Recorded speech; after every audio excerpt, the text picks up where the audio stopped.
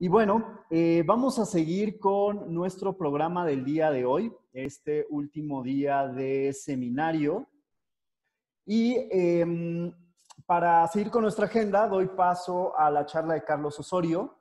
Él es director de Desarrollo Empresarial del INAES, es el Instituto Nacional de Emprendimiento Social aquí en México, donde él coordina la estrategia de nodos de impulso a la economía social y solidaria, por sus siglas NODES, en la creación y vinculación de nuevas empresas y ejercicios de economía social y solidaria. Bienvenido, Carlos. Un gusto tenerte en este primer encuentro, en este primer seminario. ¿Cómo estás? Hola Juan Carlos, bien, gracias por la invitación. A ti, Gracias a a ti. Balum Latam y a Reforestamos por Gracias. invitarnos aquí a platicar un poco. Gracias a ti. Bueno, te dejo con ellos. Si tienes alguna presentación, ya la pueden poner. Muy bien.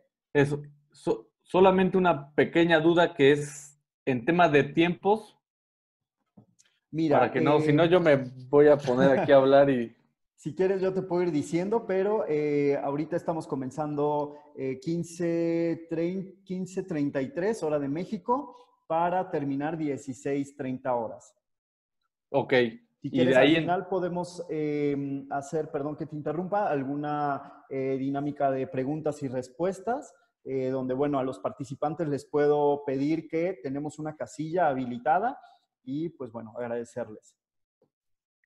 perfecto, muchas gracias. Y sí, pues más bien aquí que dice, los espectadores que nos están viendo, cualquier duda o comentario que tengan, por favor vayan poniéndolo en el chat, especialmente para tampoco tener aquí pues un monólogo de mi parte, sino que si van teniendo preguntas también poder entrar a la discusión, poder contestar, entre otras cosas.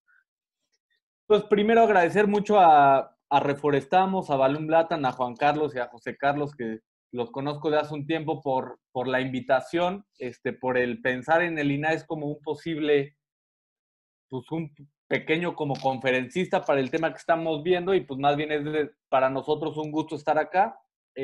Como pueden ver, el INAES es el Instituto Nacional de Economía Social y forma parte de la Secretaría del Bienestar del Gobierno de México, ¿no? Entonces nosotros, como ahí para quien haya dicho, ¿y quiénes son esos del INAES? Pues un poco, ahora explicaré tantito solo para darle cierta lógica a la ponencia, pero es importante que sepan que pertenecemos a la Secretaría del Bienestar, que antes era la llamada Secretaría de Desarrollo Social, ahora es la Secretaría de Bienestar y ahí se encuentra el instituto.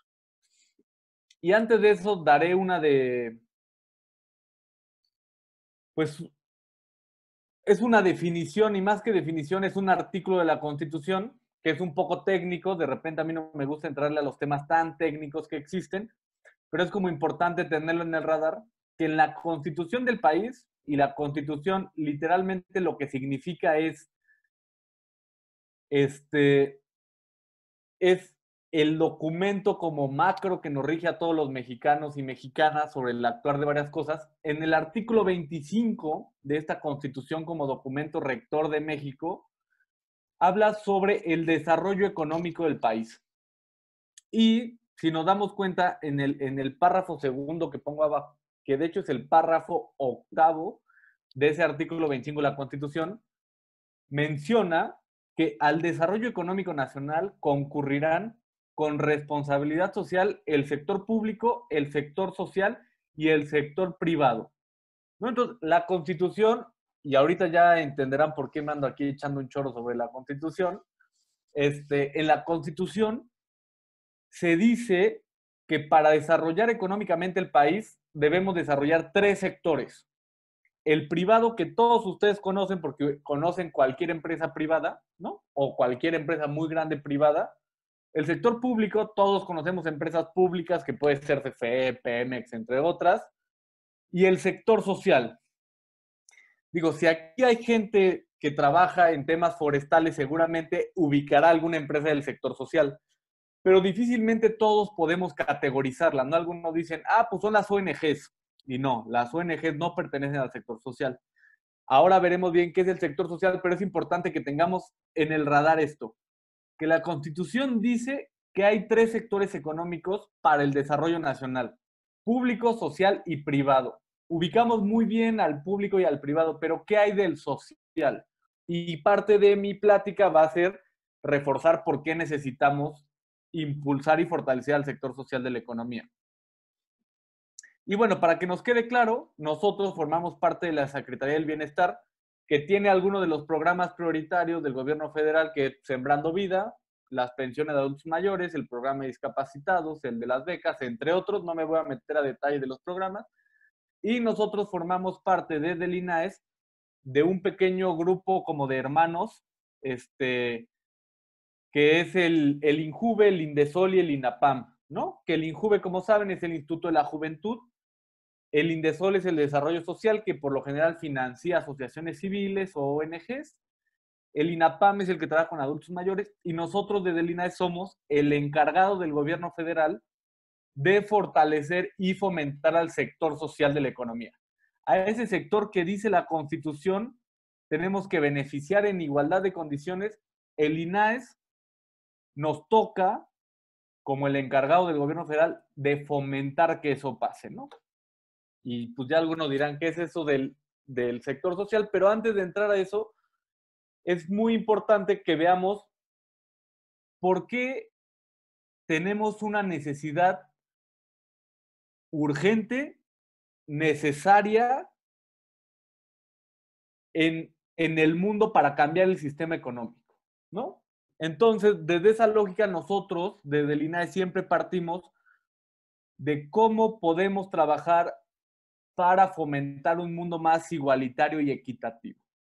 Entonces, es importante ver cómo se encuentra la desigualdad hoy en el mundo y por qué es importante cambiar este sistema económico que nos han puesto, que es el famoso sistema capitalista o el sistema de capital, ¿no? O sea, no voy a entrar a definiciones, pero para nosotros es importante que entendamos cómo está actualmente el mundo, o sea, cómo estamos viviendo, cómo se mueve el tema económico, y por otro lado, por qué trabajar mediante otro sistema, que en este caso es el sistema de economía social y solidaria, es necesario y nos conviene a todas y a todos para generar desarrollo local, para generar bienestar, para generar riqueza territorial. Ahorita entraré más en esos detalles, pero es importante que entendamos cómo está el mundo actualmente. Las dos gráficas que están viendo acá son unas gráficas de un grupo de economistas liderados por lo que yo digo que es el rockstar de la economía, que se llama Tomás Piketty, que tienen varios libros, han sido famosos unos años atrás por los libros que han sacado del Capital en el siglo XXI, y tienen varias investigaciones acerca de cómo está la desigualdad. Y cuando hablamos de desigualdad, a mí me interesa que los que están escuchando entendamos a qué nos referimos cuando hablamos de desigualdad. Hay muchos tipos de desigualdades, ¿no? Existen, por ejemplo, desigualdad de género, ¿no? O sea, desigualdad racial, que tiene que ver con el color de piel. Existen desigualdades de acceso, ¿no? O sea, que son las famosas desigualdades horizontales, ¿no? Si tú puedes ir a una escuela pública o una privada, si tú tienes capacidad de tener una cuenta bancaria o no, si tú tienes capacidad de adquirir un terreno o no, se llaman desigualdades de acceso, ¿no? Que es qué tanto acceso tienes tú a diferencia de otro para acceder a dichos bienes. Y por último, tenemos unas desigualdades que les llaman las verticales, que tienen que ver con el tema económico. Y cuando digo con el tema económico, tienen que ver con el tema o de salarios o de riqueza, ¿no? Y cuando me refiero a salarios es literalmente cuánto te pagan un día por tu trabajo, entonces eso se llama un salario, y habrá una persona que gane 800 veces más que tú, y entonces hay una desigualdad de 800 veces, ¿no? Pero también hay una desigualdad muy fuerte porque a lo mejor a muchos de los que estamos aquí nunca hemos tenido tanto dinero para invertirlo en algún lado. Pero hay gente que siempre tuvo mucho dinero y que entonces tiene grandes inversiones y hay una desigualdad muy fuerte en riqueza, que se le llama, ¿no? Entonces, las gráficas que estamos viendo acá tienen que ver con el ingreso. ¿Qué es el ingreso? Los salarios y la riqueza en el mismo. Y estas gráficas, lo que intento ponerles aquí y que vayan entendiendo es dos modelos económicos diferentes de hacer las cosas. Por un lado, arriba a la izquierda, tenemos una gráfica que representa a Estados Unidos. A Estados Unidos, que es el país que, pues más que por definición, en los últimos años ha sido el líder del sistema capitalista o el sistema neoliberal o como queramos llamarlo. pero es un sistema que pone en el centro al dinero. Y lo único importante es el dinero. Y lo que hay que hacer en la vida es dinero. Y se olvida de todo lo demás. Entonces es un sistema basado en el capital, ¿no? Y que aparte trabaja todo el tema de libre de mercado y otro tipo de cuestiones que no vamos a entrar porque pues, creo que no es así como tema de la charla. Pero sí es importante que veamos la gráfica de Estados Unidos. Tenemos en la línea roja al 1% de mayores ingresos. ¿Qué significa esto? De todo Estados Unidos, que son millones de personas, el 1% que tiene más dinero lo separaron y lo pusieron en la línea roja. Y la línea azul son las personas de menores ingresos, el 50%, ¿no? O sea, si separamos a todo Estados Unidos en 100 personas, por un lado la línea roja es una persona y la línea azul son 50 personas.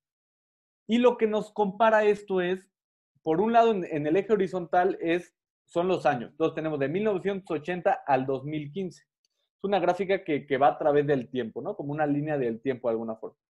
Y por otro lado tenemos en el eje vertical porcentajes, que es cuánto de la riqueza tiene cada grupo poblacional. Por un lado con rojo el 1% y con azul el 50%. Y nos dice a través del tiempo cuánto de la riqueza de todo el país se quedaron ellos. Entonces, si nos damos cuenta, el 1%, o sea, los que tienen más lana de Estados Unidos, en 1980, cuando empieza esta gráfica, tenían más o menos el 11%. Y en el 2017, que es cuando se publica este artículo, tienen el 21% más o menos, ¿no? En este tiempo, que son más o menos, son 20, 0 al 10, son 35, casi 40 años, hubo un aumento del el 1% de las personas en 40 años se quedó con otro 10%, ¿no? Ese 1% ahora tiene el 20% de todo el pastel que le tocaba a toda la gente de Estados Unidos. Y por otro lado, el 50% de menores ingresos a los más pobres empezaron con 21% hace 40 años y actualmente tienen más o menos el 12%, ¿no? O sea, perdieron casi la misma cuota que se ganaron los de mayores ingresos, ¿no? ¿Qué nos dice esto? El sistema de capital o el sistema capitalista lo que favorece siempre es a la gente de mayores ingresos, ¿no? Es un poco la lógica, pero es un poco también medir el nivel de desigualdad económica que existe en el mundo, ¿no? El 1% tiene el 20% y el 50% tiene el 12% de todo el pastel económico. O sea, es una desigualdad abismal. Y con la crisis que estamos viviendo ahorita, esto seguramente se desplomó más. Y por otro lado, tenemos abajo a la derecha el modelo de Europa Occidental, ¿no? Y ustedes dirán, puta, pues sí se ven diferentes las gráficas. Europa Occidental, pues como muchos de nosotros sabemos, entraron en especial la Segunda Guerra Mundial, que fue más o menos en el 45, ¿no? Hubo una devastación muy fuerte y de ahí se propuso dos cosas importantes. Uno, la unificación de la Europa, ¿no? Que es como el euro y todo esto que si alguien ha podido leer o acercarse a Europa, pues conocerá, ¿no? O sea, que más bien está unificado toda Europa. Y por otro lado, ellos decidieron, en especial países que le llaman los nórdicos, que son Finlandia, Noruega y otros, apostarle a un sistema que no era el del capital, sino que más bien era el sistema de bienestar, ¿no? Que es importante que lo tengamos en el radar como sistema, porque también es el sistema que desde el gobierno federal se está impulsando fuertemente para tener una igualdad mucho más fuerte en temas de riqueza, en temas económicos y otras cosas, ¿no? Entonces, en Europa, después de la guerra, después de la unificación, deciden entrarle a un sistema de bienestar fuerte. ¿Y qué nos dice ese sistema de bienestar? Uno es poner a la persona en el centro y de ahí cómo generar algo que se le llama protección social, que puede ser pensiones, pueden ser seguros de desempleo, pueden ser jubilaciones, guarderías, entre otras cosas. ¿Qué necesita una persona y cómo el Estado o el gobierno puede ir resolviendo a través, pueden ser de subsidios garantizados o muchas cosas, un bienestar para las personas, ¿no? Y si nos damos cuenta, el 50% de menores ingresos en Europa Occidental, estaba en el 24% y más o menos a través de los 40 años queda en el 22%, ¿no? Perdió 2%, pero poco, a comparación de Estados Unidos, que tenían más o menos la misma cantidad y pierden 8, 9% allá. Aquí pierden 2%, pero a contrapropuesta, el 1% de mayores ingresos solamente aumenta 2%. digamos que de alguna forma sí se va cerrando un poquito la brecha, pero no es abismalmente fuerte como está pasando como pasó en Estados Unidos, sino que se mantiene, parece unas líneas paralelas, ¿no? Lo que está pasando en Europa Occidental. Y aparte, en Europa Occidental decidieron generar sistemas económicos que también propiciaran que el trabajo estuviera en el centro, ¿no?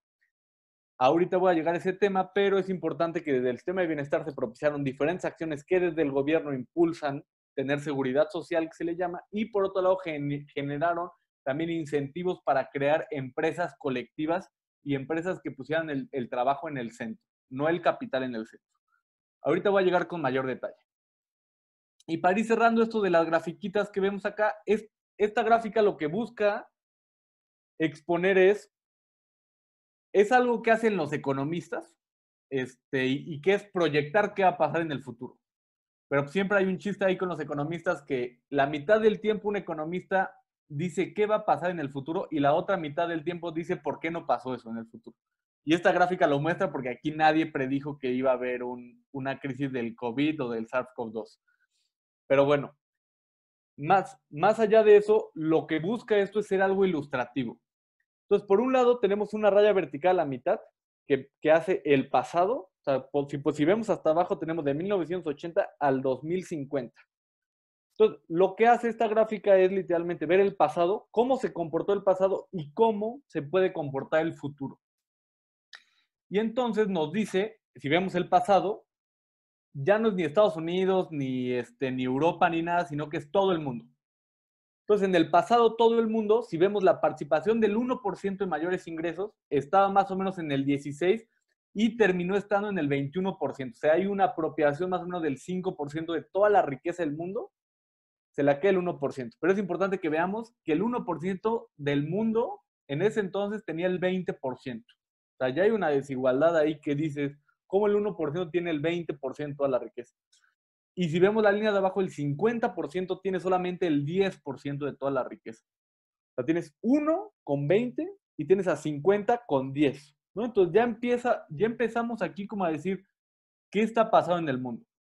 Y dirán, ¿por qué no se mueve mucho la gráfica? Primero, la de abajo es porque, como muchos de ustedes saben, India y China fueron los super rockstar en temas económicos y sacaron a mucha gente de la pobreza. Y solamente esos dos países, China e India, representan 1/3 de la población mundial, ¿no? Entonces es importante que lo tengamos ahí y eso ayuda a que no se vea tan fuerte. Pero si vemos la participación del 1% de mayores ingresos, sí hay una apropiación fuerte. Y bueno, lo que nos dice en el futuro son 3 escenarios posibles. Entonces, primero vamos a ver el escenario rojo y el naranjita, que es el escenario 1. Ese escenario nos dice, ¿qué pasaría si todos los países seguimos con la misma política económica y social que traemos? Si nos damos cuenta, aumenta la desigualdad, aumenta fuertemente. El 1% se vuelve a quedar con otro 5% más y el 50% más pobre, aunque es poquito, baja su capacidad. ¿Qué pasaría si todos seguimos el modelo de Estados Unidos, que es el escenario 2, es el azul?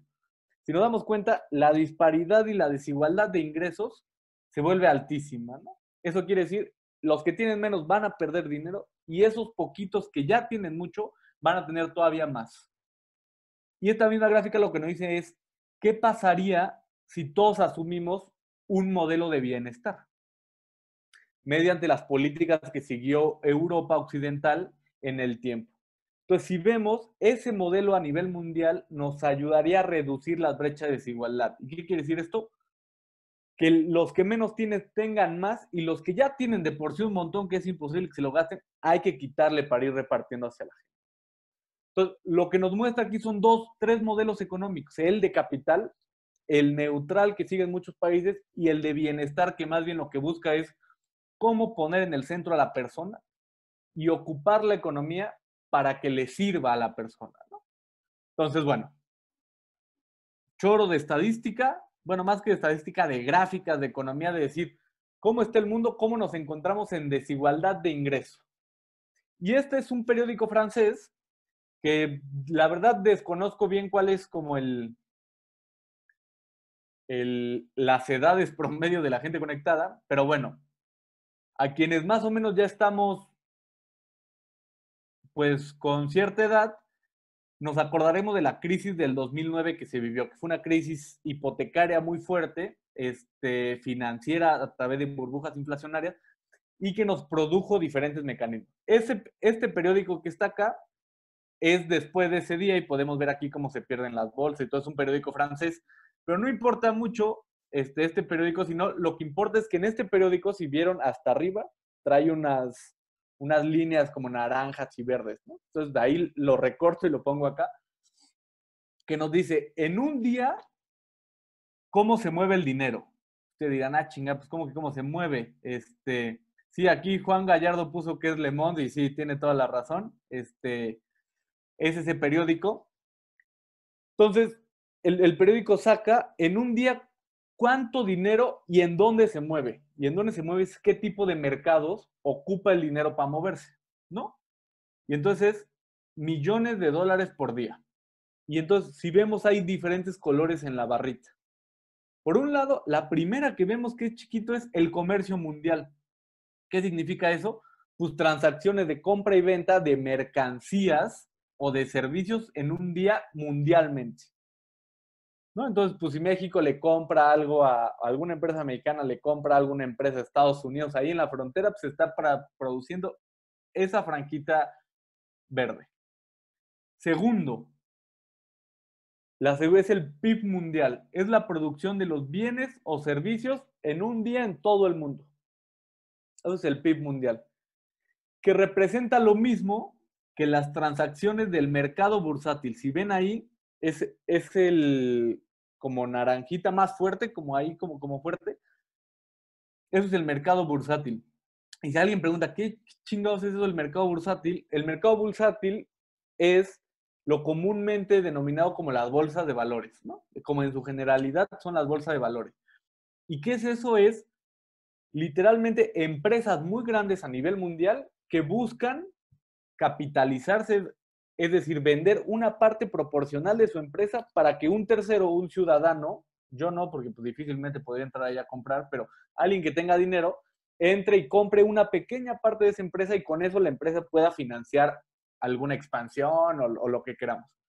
Ese tipo de mercados ha servido a algunas empresas para financiarse, pero en especial sirve a la gente para especular. ¿Y a qué me refiero con especular? Es, yo, Carlos, si quiero, pues un día puedo entrar a la bolsa de valores, que es la bolsa mexicana de valores. Digo, ay, oh, yo quiero comprar acciones de X empresa muy grande, ¿no? Para no decir aquí nombres si no vaya a pasar algo. La compro 20 pesos y yo me entero que en 2 días esa empresa rompió récord de ventas. Entonces, esa acción que yo tenía, como mucha gente la quiere comprar, sube de valor, ¿no? Estamos en un mercado, estos mercados bursátiles funcionan a través de oferta y demanda. Entonces, como esa empresa vendió mucho, la gente me empieza a querer comprar acciones de esa empresa y yo lo que hago es empieza a subir el precio. Entonces ya no lo vendo en 20, 21, pero llega alguien y me dice, te doy 22, 23, 24 y yo vendo caro, ¿no? Entonces se ha vuelto un mercado basado en la especulación y en la especulación de saber quién tiene información para comprar acciones baratas y venderlas caras, ¿no? Entonces hay gente pues, que gana mucho dinero a través de esos mercados. Segundo mercado donde está la gran cantidad de millones de dólares por un día es el mercado de intercambios. ¿Y qué es eso? Es literalmente el mercado donde se compran divisas, ¿no? Se compran divisas o deudas. Entonces ahí lo que pasa es que tú entras y compras dólares. Seguramente alguno de ustedes siempre escuchó de, uy, no, la economía está bien fuerte, compra euros o compra dólares como para resguardarte. Al hacer eso, tú entras en este bonche mercado de intercambio. Entonces muchas empresas y mucha gente compra y vende moneda para ganar con el precio de, si hoy el dólar está barato, yo compro dólares y mañana voy a vender dólares porque tengo mayores utilidades o más bien solamente tendré dólares como para estar bien con el cambio. Y se preguntarán, puta, entonces, ¿qué es lo que nos queda ahí de toda la línea amarilla, no? Es un mercado que se llama el mercado de derivados. ¿Y qué es el mercado de derivados? El mercado de derivados, la definición tal cual del libro de economía es un mercado de compra y venta de commodities a futuro. Y dirán, ah, chinga, pues ¿eso qué? El mercado de derivados es un mercado que literalmente se ha diseñado para que tú comprador o vendedor, vendas o compres cosas en un futuro pactando un precio hoy. Ya, a ver, voy a irlo caricaturizando. El mercado más grande de derivados se encuentra en Chicago. Se llama Chicago Board of Trade. Pueden entrar en este instante, así mientras me escuchan, pueden ir ahí como hasta chismear. En ese mercado, ¿qué pasa? En ese mercado, una persona de traje muy bien arreglada, que es el mercado más grande, decide que ahorita es buen momento, una persona de traje, para comprar café, café, estamos a octubre. Entonces, una persona hoy en traje en Chicago entra y compra café a octubre del 2024. Entonces, está comprando una materia prima, que es un commodity, a futuro. Y para eso deberá haber claramente un vendedor, pero entonces hay una persona que quiere comprar y hay una persona que quiere vender. ¿No? Ellos pactan un precio hoy a 4 años. Entonces, cuando lleguemos al 2024, octubre del 2024, el café de octubre de 2024 estará definido por la transacción que se hizo hoy y otras transacciones a través del tiempo, pero literalmente hay personas en traje en Chicago y en Londres y en varios otros lados que está comprando hoy materias primas a futuro y le está poniendo un precio a las materias primas que estarán, que ni siquiera se han producido en ese instante, pero en algún momento se producirán y les pondrán valor en el presente. ¿Qué quiere decir esto y por qué es importante? O sea, más allá de que es una locura imaginativa aquí de la ciencia ficción casi, eso quiere decir que gran parte de la materia prima que producen campesinos mexicanos, y voy a seguir con el ejemplo del café porque al ratito les voy a traer un ejemplo de cómo romper estos mercados, el campesino que se para hoy en Chilón, Chiapas, campesino celtal que ni siquiera habla español, que en su vida ha entrado a una computadora, cuando recorte el café en octubre del 2024, llegará un intermediario, por lo general un coyote, y le dirá, aquí en la bolsa de Chicago dice que hoy su café vale 20 pesos. El productor no le puede poner precio a su trabajo porque está en un mercado especulativo que los precios los ponen en Chicago. Entonces, este mercado lo que ha hecho es mantener precios muy baratos para productores que difícilmente pueden acceder a estos mercados y les está limitando su capacidad de transacción a través de la venta y compra de sus productos. Lo dejo como idea porque lo voy a retomar un poco más adelante. Acá, por si alguien quiere ver cuánto son los mercados derivados, puede entrar a esta paginita. Ahí supongo que la presentación luego estará o así, pero lo pueden ver. Se darán cuenta del nivel de cosa que es el mercado de derivados. Y después de eso, ya que estamos hablando de desigualdad, de cómo el mercado de derivados es un mercado de desigualdad pura porque los que no tienen difícilmente pueden entrar y solamente la gran elite mundial casi puede entrar a comprar y a vender en el mercado de derivados. Pero también en temas de desigualdad tenemos lo económico, tenemos el transaccionario que ya los platiqué y también hay una desigualdad infinita en emisiones de gases de efecto invernadero. Como saben, los gases de efecto invernadero son estos gases que se producen a través pues, de descomposiciones, de quema de varias cosas que se quedan en la atmósfera, que no permite que salga el calor y más bien se mantiene en la Tierra y pues, se va calentando y ese es el tema de los polos, entre otras cosas. Entonces, lo que dice esta gráfica es quiénes son los responsables de la emisión, de las emisiones derivadas de los hábitos de consumo. O sea, ustedes piensen cómo y en dónde y qué consumen. No, o sea, si ustedes están acostumbrados a ir a comprar al supermercado, a esta gran pues, empresa de supermercados ahí que están por lo general en las ciudades, por lo general llegas al área de verdura o de fruta y te encuentras una pera de Chile, kiwi de Nueva Zelanda, jitomate aquí de Europa, cosas, ¿cómo puedo yo estar comiendo que esté bien algo que viene de tantos lugares diferentes, ¿no? O sea, algo tuvo que haber pasado para que yo esté comiendo hoy una pera de Chile.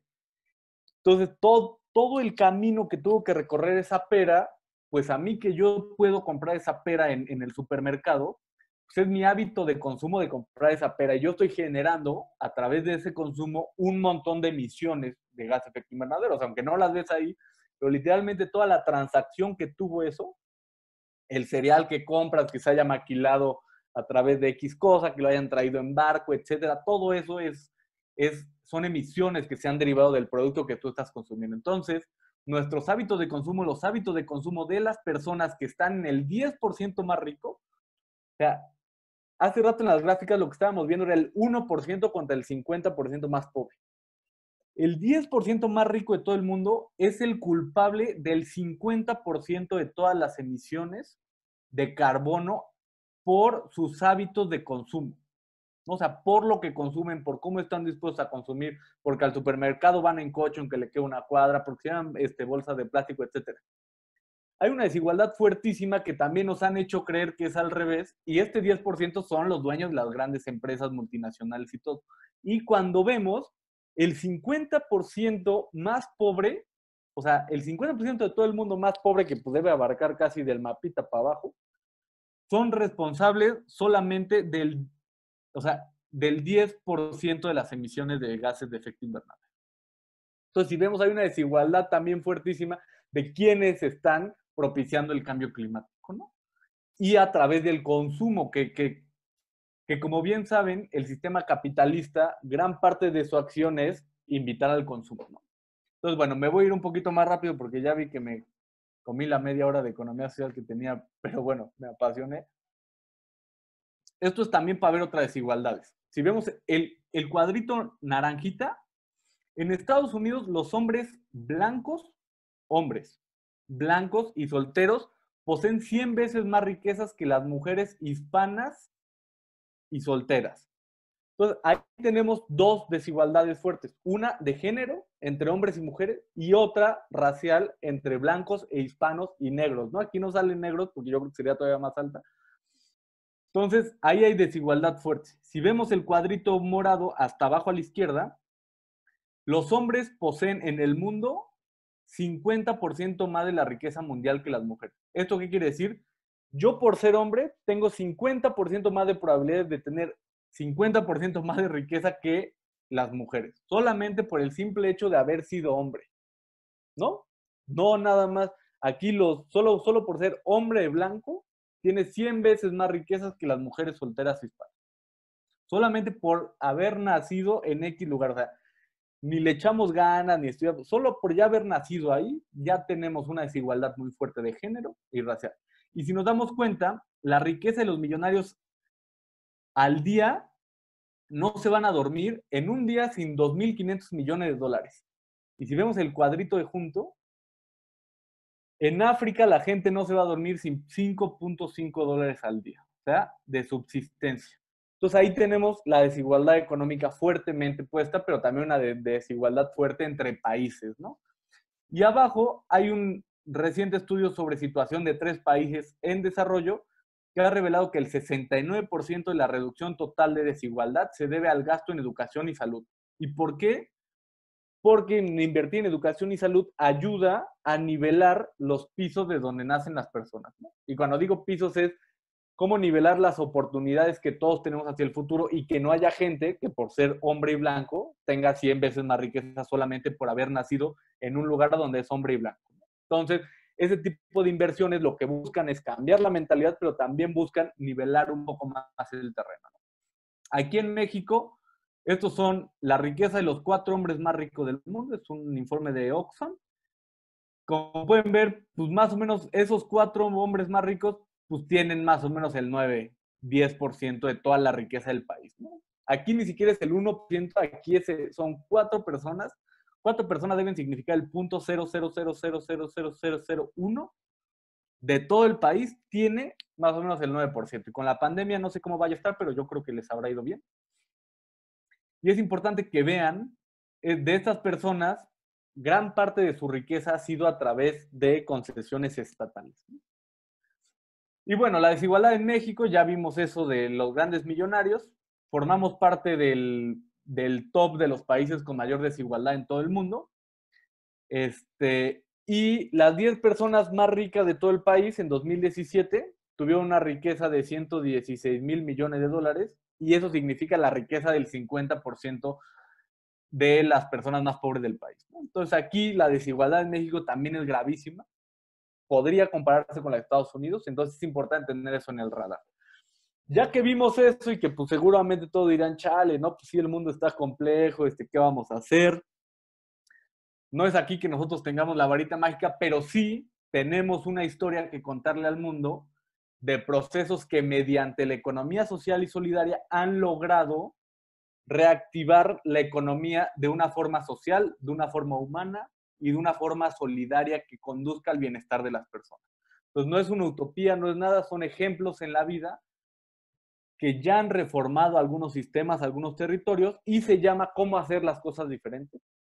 Se llama cómo tener otra economía, y su nombre podría ser economía social y solidaria, que es un poco lo que hace el INAES, es el accionar del INAES. Y antes de empezar, esta es una frase que nos gusta mucho de uno de los grandes pensadores del Grupo Cooperativo Mondragón, que es un grupo, es una unión de cooperativas en el País Vasco, que en sí es una de las más grandes de todo el mundo y es como muy emblemática en el quehacer de los cooperativistas o de la economía social. Y dice, no hay transformación social sin transformación económica y no puede haber transformación económica sin transformación social. ¿Esto qué quiere decir? Que no hay que cambiar solamente un sistema económico por cambiarlo, ni solamente un sistema social por cambiarlo, sino que más bien tiene que ser un andamiaje entre estos dos grandes temas que vaya pegado también con el ambiental para propiciar cambios, ¿no? O sea, para cambiar lo social de cambiar lo económico, pero a la inversa también. ¿Y qué es la economía social? Y esta literalmente es la definición de la ley. Les voy a poner aquí un videíto, igual así me ayuda a mí a tomar agua.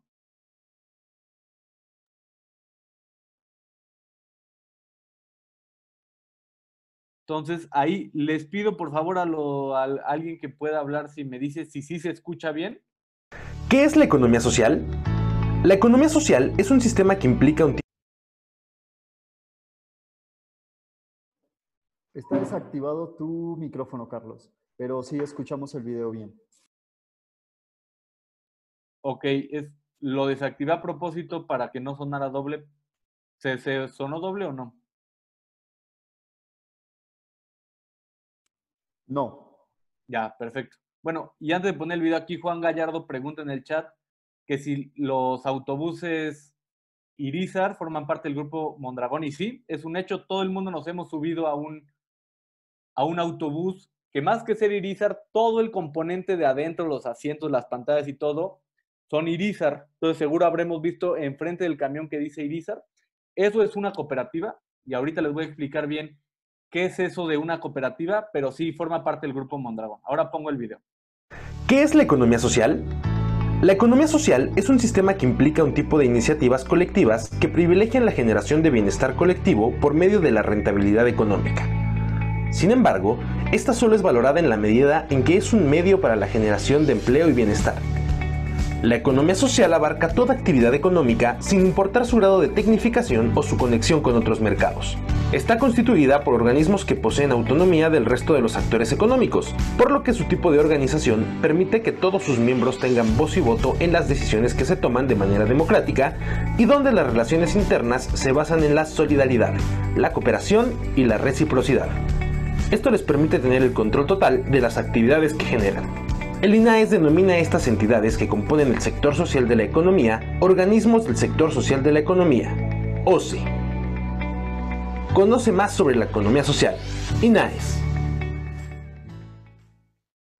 Bueno, entonces, este es un videito que hicimos en el INAES para ir propiciando el tema de la economía social, porque la economía social, gran parte de lo que busca del quehacer es cambiar la cultura de las personas. Y me dirán, pero ¿cómo es un sistema económico que cambia la cultura? Sí, lo que buscamos literalmente a través de la economía social es un cambio cultural. ¿Y a qué me refiero con esto? Es, actualmente el sistema que conocemos, el sistema de capital, lo que nos ha hecho es una cultura de la competencia, es una cultura centrada en el capital, donde el único fin de las personas es generar riqueza, ¿no? Entonces, Si vas a una comida y le preguntas a tu compadre, a tu comadre, oye, ¿cómo te va? Y te dice, me está yendo bien, por lo general entendemos que está bien económicamente, ¿no? Eso nos ha hecho pensar el mercado. Y también nos ha hecho a que nuestras relaciones como seres humanos se basen en el mercado y en el capital. ¿Y a qué me refiero con esto? Parece ser que ahora la humanidad y este sistema lo que nos ha propiciado es que nosotros como personas nos veamos que valemos tanto en cuanto aportamos al mercado, ¿no? Entonces yo creo que alguno de sus hijos o ustedes mismos conocen a alguien que decía, quiero estudiar música, quiero estudiar danza, y alguien llegó y le dijo, no, pues te vas a morir de hambre, ¿no? Entonces, no hagas lo que quieres hacer, sino haz lo que el mercado te pide. Entonces, estamos en una sociedad que lo que hemos estado haciendo y desarrollando es valer en cuánto estamos aportando al mercado. El planteamiento de la economía social es que nosotros somos personas, estamos en el centro y tenemos un mercado y una economía que nos ayuda a llegar a nuestro bienestar. Entonces, el planteamiento es fundamental de entender cómo se cambia la cultura desde un modelo que trabaje el cambio de cultura. Entonces, cambiar de ser personas que aportamos al mercado a ser personas que tenemos un mercado. O sea, no somos mercado, sino tenemos un mercado y lo ocupamos como una actividad para llegar a ese fin último que es el bienestar de las personas. Y solamente ese chip, solamente ese cambio de palabra de ser y tener es un cambio cultural fuertísimo que es necesario que todos entendamos que si queremos llegar a lo que queremos como personas, necesitamos ese cambio de cultura. Entonces, la economía social lo que nos propicia es un modelo socioeconómico, no es una empresa, no es una cooperativa, es un modelo socioeconómico de organismo de propiedad colectiva basados en relaciones de solidaridad y cooperación. En el sistema tradicional, las relaciones que rigen es competencia, no es solidaridad, sino más bien es la individualidad, competencia e individualidad. Este sistema busca solidaridad y cooperación y mediante la gestión sustentable de empresas coloca en el centro al trabajo y la toma de decisiones democráticas y la distribución de la riqueza. ¿Qué quiere decir esto? La economía social lo que busca es quitar la propiedad privada, no abolirla, porque tampoco es que seamos aquí comunistas ni nada, sino que más bien las personas que ponen trabajo, las personas que ponen su ahorro, las personas que ponen su consumo, que sean propietarias sobre las decisiones de ese ente económico. ¿Por qué yo que gasto todos los días en comprar X cosa, que trabajo todos los días en cierta entidad, que pongo mi ahorro, todo mi dinero en cierto banco, no voy a ser dueño de qué le van a hacer ese dinero? Porque una persona tiene que decidir qué le va a hacer a mi dinero para invertirlo. Lo que busca la economía social, más allá de que las personas pueden ser expertos, pero nunca te preguntan es cómo democratizar a la ciudadanía. ¿Y qué significa democratizarla? Cómo darle voz y voto a las personas. Si yo les pregunto a ustedes, ¿dónde enseñan democracia? No existen escuelas de democracia en el país. La economía social en sí misma y lo que busca es generar ciudadanía, es generar demócratas, personas que puedan decidir, que puedan tomar decisiones y que se hagan cargo y entender que la persona es el centro de cualquier forma de vida y que más bien ocupa la economía y todos los demás medios para un bienestar propio. Y el bienestar propio nunca nadie nos ha dicho que es ganar dinero. Nadie nace queriendo ganar dinero. Eso nos lo dice. El bienestar es vivir de la mejor forma y que seamos felices, ¿no? Entonces, ¿qué de eso es lo que nos aporta a nosotros? ¿Qué es la economía? Y entonces, para eso ustedes me dirán, bueno, sí, pero pues esos son los de las mermeladas. Esta gráfica que le estoy poniendo acá es un estudio ahí pueden ver, es el Monitor Cooperativo Internacional, que es una alianza de las cooperativas más grandes de todo el mundo, y hacen un reporte anual sobre las cooperativas más grandes del mundo. Toman a 300 cooperativas. Si nos damos cuenta de esas 300 cooperativas, el 1% está en tema de sanidad, educación y asistencia social. Yo estudié, por ejemplo, en una universidad cooperativa en Mondragón, y yo cuando estudié en la universidad, yo por ser estudiante, era dueño de la empresa. Bueno, de la empresa, de la universidad. Entonces, todos los estudiantes son dueños de un tercio, los profesores son dueños de un tercio, y las grandes empresas que fueron quienes pusieron la universidad son dueñas de un tercio. ¿Qué significa esto? Que en asamblea se deciden planes de estudio, incorporación, entre otras cosas. Desde la universidad y en Mondragón desde antes, están enseñando a la gente a decidir sobre su futuro, algo que nosotros ya le hemos olvidado. El 33% está en temas de seguros en la economía social, el 33% está en temas de agricultura, industria de alimentos, 20% está en comercio, 7% está en banco, 4% está en temas de industria y luego otros servicios. Estas 300 cooperativas, si sumamos sus activos, significan 300 empresas cooperativas. ¿Y qué me refiero con cooperativas? Toda la gente que trabaja, que consume o que tiene servicios financieros en esos bancos son dueños de ese lugar. Esas 300 donde todos son dueños y todos deciden sobre su empresa y sobre su trabajo, representan el mismo PIB que Francia. Francia es la sexta economía del mundo. Solamente 300 empresas cooperativas representan lo mismo. Entonces, ¿qué quiere decir eso? Es muy grande el tema de economía social. A veces no lo conocemos. Por ejemplo, si alguien se había subido una ADEO y veía Irizar, difícilmente piensas que es una cooperativa. Pero seguramente, ya que lo empezamos a ver, sabemos que es una cooperativa. Este, por ejemplo, es el grupo cooperativo Mondragón, que es donde yo estudié la maestría, y es el grupo cooperativo más grande en todo el mundo. Tiene 250 empresas, tiene arriba de 120,000 socios o dueños, y es la región de Europa, es la segunda región de toda Europa, después de una parte de Finlandia, con menor desigualdad económica. Yo creo que si es de toda Europa, seguramente será de todo el mundo. Entonces, este grupo, este monstruo cooperativo ha logrado reducir las desigualdades económicas. ¿Qué tenemos aquí? Laboral Cucha es una cooperativa de ahorro y préstamo donde la gente guarda su dinero y pide dinero. Eroski es una tienda de consumo, es una tienda departamental donde vas y compras lo típico, pero tú al consumir eres dueño y decides qué pasa. Orbea es una cooperativa de bicicletas. Compiten en el Tour de France y varias cosas. Son grandotes. Ulma construye andamios. Si alguien va al supermercado hoy y va a comprar algo de lácteos o de jamones, ven que están en refrigeradores, les apuesto que tienen un 40% de probabilidades de que ese refrigerador sea Ulma. Ulma es una empresa cooperativa gigantesca. Fagor vende electrodomésticos, Ikerland, Lagunaro, aquí está la Mondragón Universitatea, que es donde yo estudié.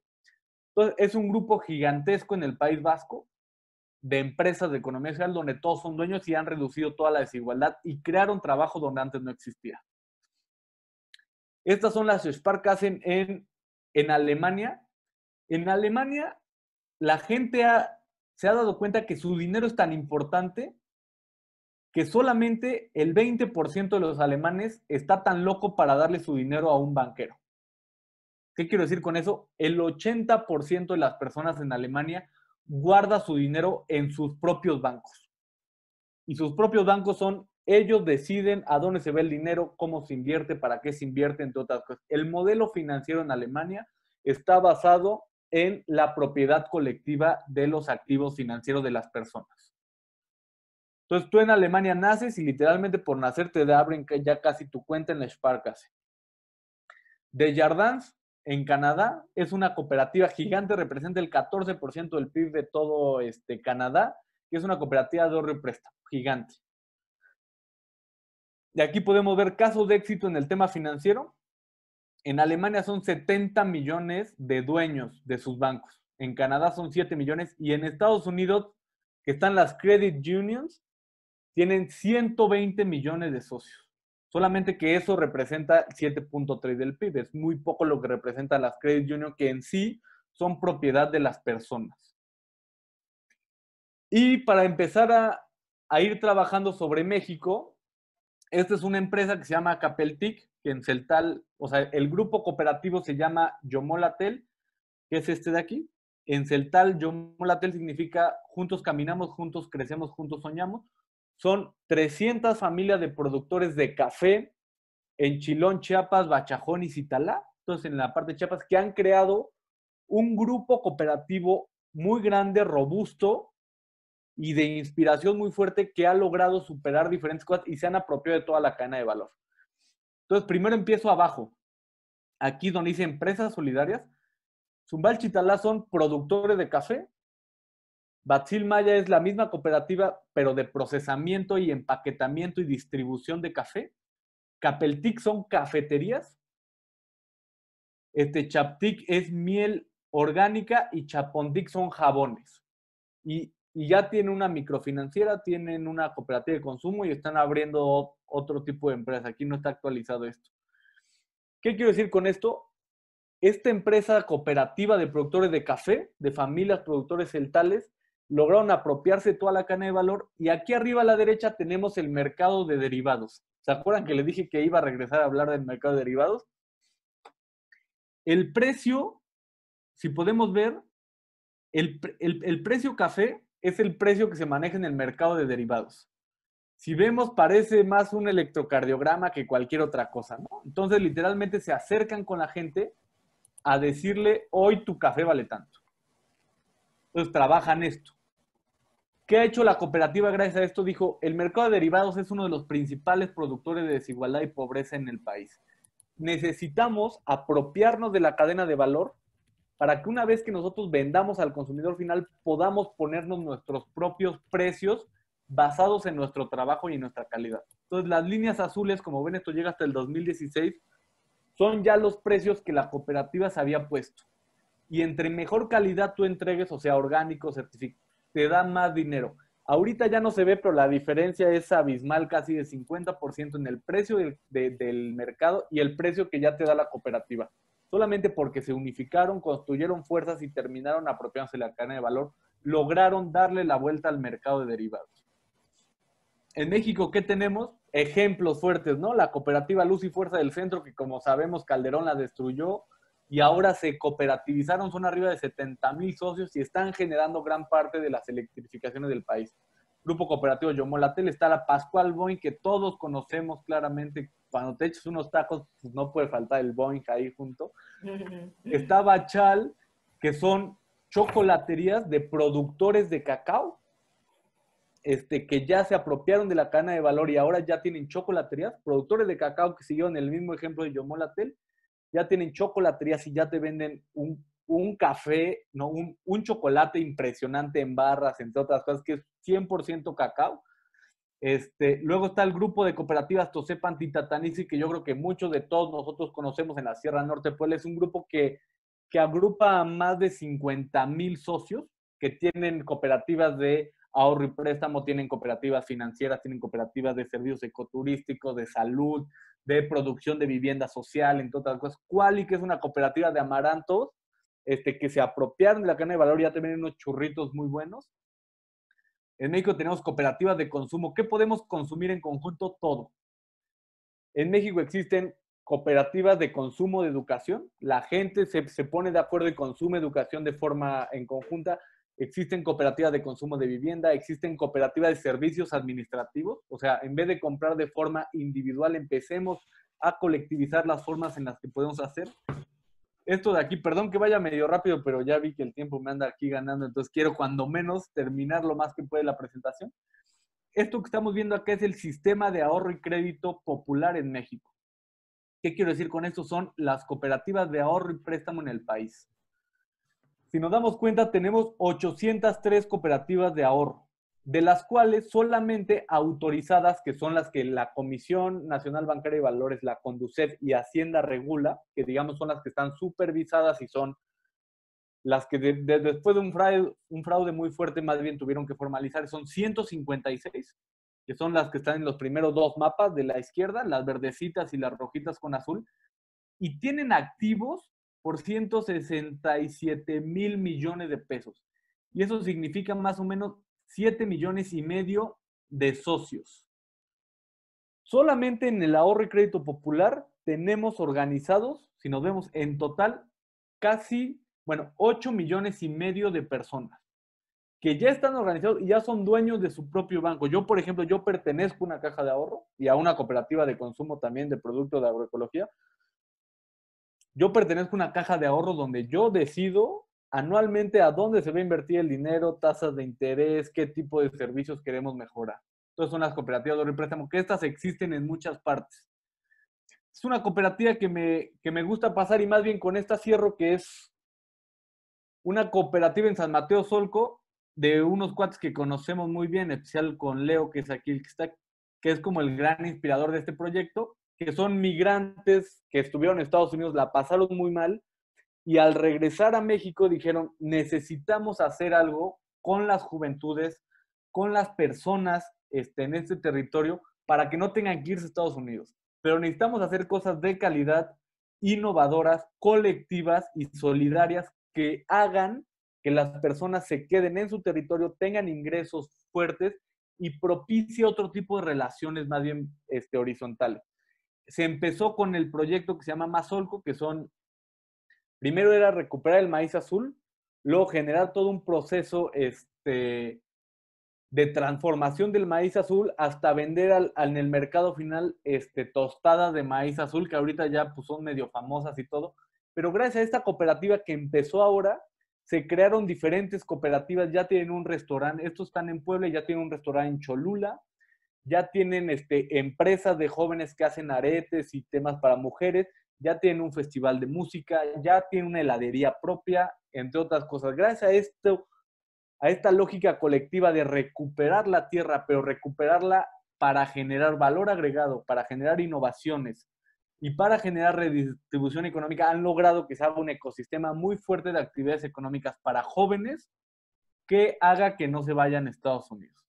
Y bueno, yo con esto pues todavía traía un montón de presentación, pero como vieron ya me extendí, pero con eso termino y pues más bien aquí, si quisieran tener alguien algún diálogo, pues adelante. Muchas gracias, Carlos, por toda tu experiencia y por todo lo que nos has compartido. Vamos a tener estos 2-3 últimos minutos para poder compartir alguna de las preguntas que han estado mandando. Carlos Vindel, de Honduras, pregunta, ¿qué estrategias recomiendas para que se puedan implementar cooperativas en estudiantes en una universidad pública? Ya. Bueno, pues estás en Honduras, nosotros aquí en México, que nos toca coordinar eso, ahí me toca coordinar una estrategia, justo que trabajamos con universidades públicas, que se llaman los nodos de impulso a la economía social y solidaria. Son alianzas entre universidades, gobiernos locales, que es donde están las universidades, y cooperativas que en conjunto hagan una alianza para fomentar la economía social y solidaria en sus territorios y en sí en las universidades. Entonces nosotros de DINAIS acompañamos, capacitamos, damos seguimiento, entre otras cosas. ¿Qué se puede hacer en una universidad? Por un lado, o sea, hay varias cosas. Uno, la universidad yo sí creo que debe ser un hito o un propulsor de fomentar emprendimiento colectivo, ¿no? O sea, eso yo lo tengo clarísimo. Las universidades deben empezar a poner al servicio de la comunidad de sus territorios toda la capacidad instalada que ya tienen, ¿no? Yo sí creo eso porque aparte trabajé mucho tiempo en una universidad, entonces sé que una de las vías es pedirle a la gente de la comunidad que se acerque a la universidad y ayudarles a generar este tema. Las universidades deben generar investigación necesaria para saber qué tipo de productos se necesitan, qué tipo de ventas, qué tipo de cosas. Tienen que ayudar en la innovación y en la tecnología de los productos, pero también al interior, y esto es porque lo conocí. Por ejemplo, una vez estuve en Canadá, en Montreal. Dentro de la universidad había una cafetería, y una cafetería muy grande que te vendía comida, te vendía café, entre otras cosas. La cafetería era de propiedad de los estudiantes.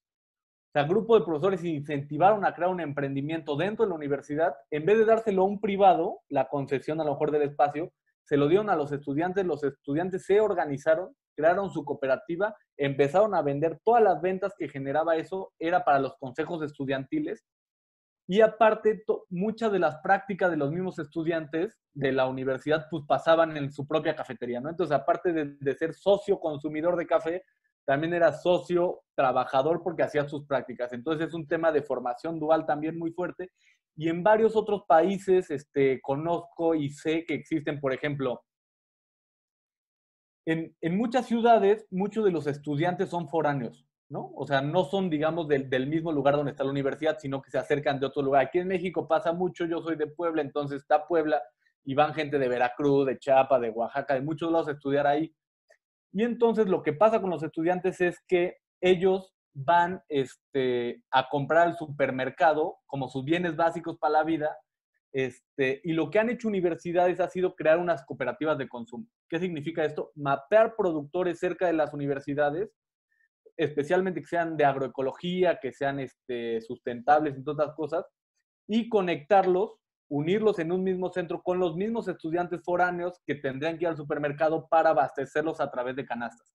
Entonces han logrado en las mismas universidades crear cooperativas de consumo donde los mismos estudiantes consumen lo que de por sí van a consumir en el supermercado, pero que más bien vale la pena articular. Las universidades yo sí creo que son el pivote y son el articulador de todo este tipo de actividades. O sea, de alguna forma tenemos que ir arrastrando algunas iniciativas, tenemos que arrastrar a los estudiantes y a mismos productores para conectarlo. Y yo sí creo que tenemos, bueno, ya no estoy en la universidad, pero antes sí decía, tenemos la obligación social de apoyar a las comunidades y de crear otro sistema económico, porque desde lo pedagógico, desde el consumo, desde el ahorro, desde donde vamos educando también a la gente hacia que sean ciudadanos. Entonces, como que ahí dejaría eso. Carlos, pues te agradezco muchísimo por toda tu experiencia.